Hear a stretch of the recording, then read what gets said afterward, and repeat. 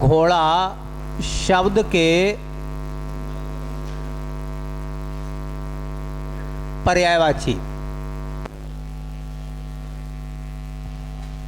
आते हैं पेपर में, इम्पोर्टेंट भी है। ठीक है, तो कौन कौन से पर्यायवाची हैं घोड़ा शब्द में? एक आपने सुना होगा अश्व, एक सुना होगा अश्व, एक नाम आता है तुरंग,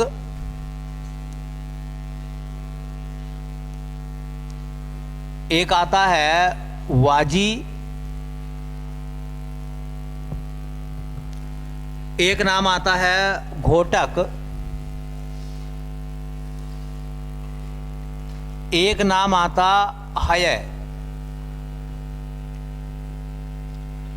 एक नाम आता है सैंधव,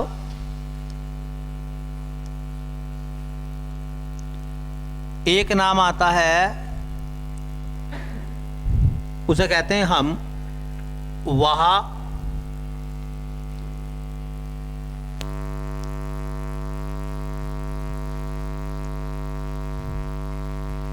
एक नाम आता है गंधर्व,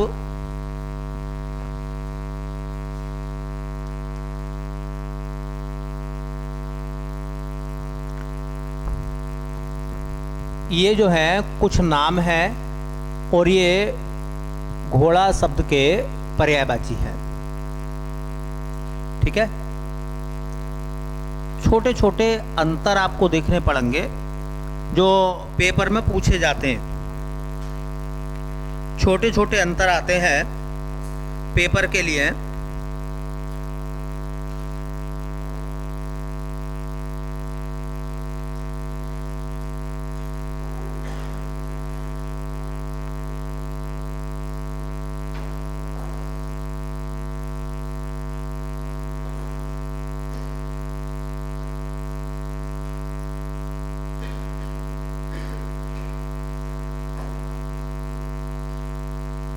चलिए देखो, एक तो आपको याद रखना है कि ये जो है ना घोटक,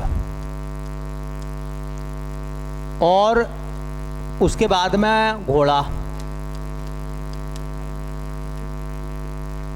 भाई घोटक या घोड़ा दोनों सेम ही शब्द हैं, लेकिन एक सवाल जब पूछा जाएगा तत्सम और तद्भव के केस में, तो ये जो घोटक शब्द है ये तत्सम है। ठीक है, और ये जो घोड़ा शब्द है ये तद्भव है।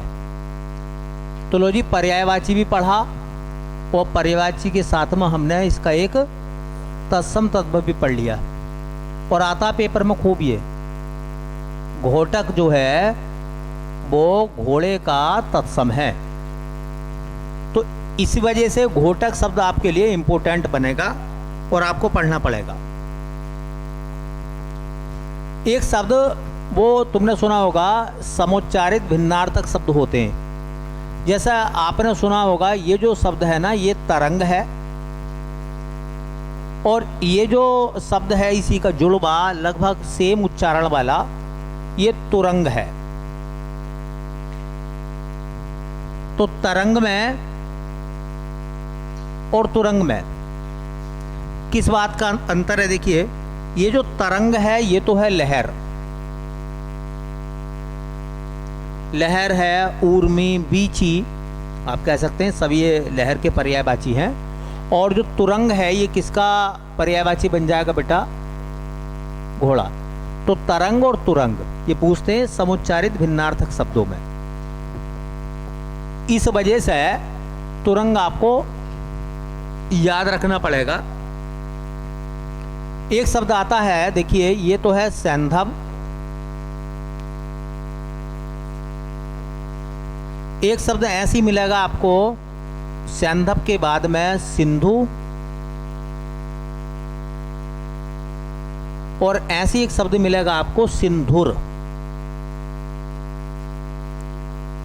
ये लगभग सेम शब्द हैं समुच्चारित भिन्नार्थक शब्दों में, सैंधव, सिंधु और सिंधुर। तो सैंधव क्या हो गया भैया?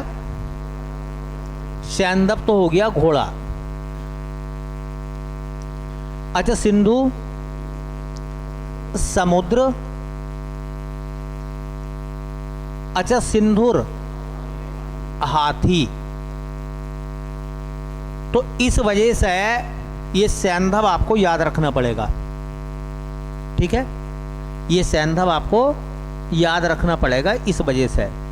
समुच्चारित भिन्नार्थक शब्द पढ़ हैं यहाँ पर इसके आप। एक शब्द आपने देखा होगा, ये जो लिखा हुआ है ना, ये लिखा हुआ है अश्व,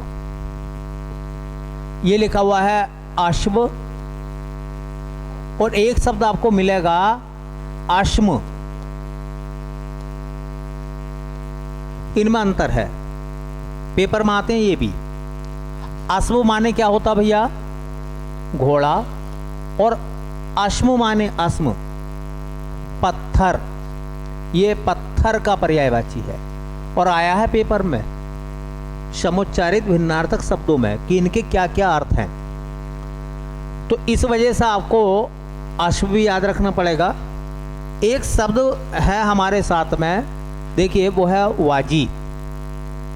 अगर ये वाली लिखा हुआ है ना वाजी, और एक ये वाला मिलेगा आपको बाजी, तो ये जो है वाजी जो है ये तो है घोड़ा, और ये वाला जो बाजी है ये होता शर्त। कहते हैं भाई शर्त लगा लो, बाजी लगा लो। तो इस वजह से आपको वाजी याद रखना पड़ेगा। अब मेरी नज़र में जो ये शब्द हैं ये आपको एक जगह काम नहीं आ रहे, कई कई जगह काम आ रहे हैं। ये नहीं आ रहे भाई, इससे आपने तत्सम तद्भव बना लिया। इसी से आपने देखिए एक समुच्चारित वर्ड ये बना, एक समुच्चारित ये हो गया, एक समुच्चारित ये हो गया, एक समुच्चारित ये हो गया। तो चार चार आपने यहीं से समुच्चारित शब्द पढ़ लिए। ठीक है, मैं तो ये कहूँगा कि इसमें याद रखने के लिए अगर कोई रट्टा मारना हो तो एक शब्द अच्छे से पढ़ लीजिए, वो है हय। बस हय का मतलब क्या हो गया? घोड़ा। ठीक है, तो अश्व, बाजी, घोटक, तुरंग, हय, ये सब किसके पर्यायवाची है? तो सब घोड़े के पर्यायवाची है। तो सब इंपॉर्टेंट है भैया, ये इतने नाम तो आपको पढ़ने पड़ेंगे। ये सब इंपॉर्टेंट नाम है, ये छोड़ा कोई नहीं जाएगा। इनसे आप समुच्चारित भिन्नार्थक शब्द और प्लस पर्यायवाची प्लस तत्सम तद्भव सब बना सकते हैं। ठीक है, चलिए।